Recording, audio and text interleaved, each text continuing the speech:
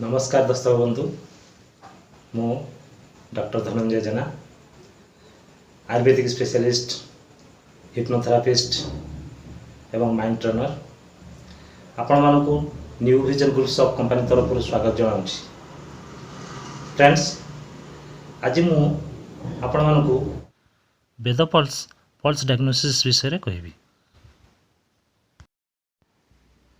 वेदपल्स digital pulse diagnosis machine एक अत्याधुनिक disease diagnosis machine अटे। यह भारतीय आयुर्वेद शास्त्र रे थिबा बहु पुरातन नाड़ी परीक्षा पद्धति अटे। भारतीय आयुर्वेद चिकित्सा करुवा वैद्य माने जेकोसी रोगर मूल कारण जानिया पई एही नाड़ी परीक्षा माध्यम रे निज हाथर आंगुठी माध्यम रे रोगी हाथर नाड़ी को धरी रोगर मूल कारण विषय जानी थांती।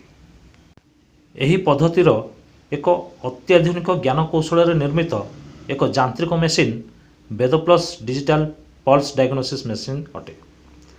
वेदप्लस digital pulse diagnosis machine heart rate variability technology उपर आधारित अटे, जहाँ मनुष्य शरीर रे थिबा मुख्य 12 गोटी अंग को स्कैन करी ताहार कार्यप्रणाली स्थिति को जणाई थाए, यथा lungs, large intestine, small intestine, stomach, spleen एवं pancreas, heart, urinary bladder, kidney, pericardium, triple heater, gall bladder एवं लिवर रो फंक्शन स्टेट को जणाई थाए।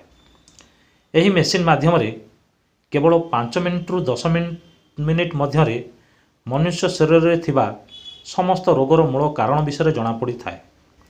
एही Vedpulse digital pulse diagnosis checkup ayurvedic चिकित्सा पाई एक अति लाभकारी परीक्षा अटे, जहा द्वारा कौनसी रोगर मूल कारण जानी एवं ताहा पाई सठिक आयुर्वेदिक चिकित्सा करने द्वारा बहु पुरातन एवं नूतन रोग को ठीक करा जाई पारिबो।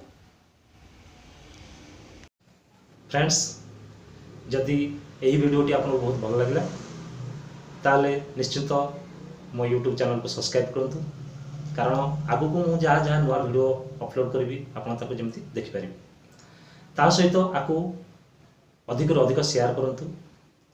हुए तो आपंकर गोटे शेयर रे कौन सी व्यक्तिर कौन सी लाभ हो जाए पारे। तेणु निश्चिंत ये वीडियो को आपंक फैमिली मेंबर्स फ्रेंड्स मान मध्य शेयर करूँ। धन्यवाद।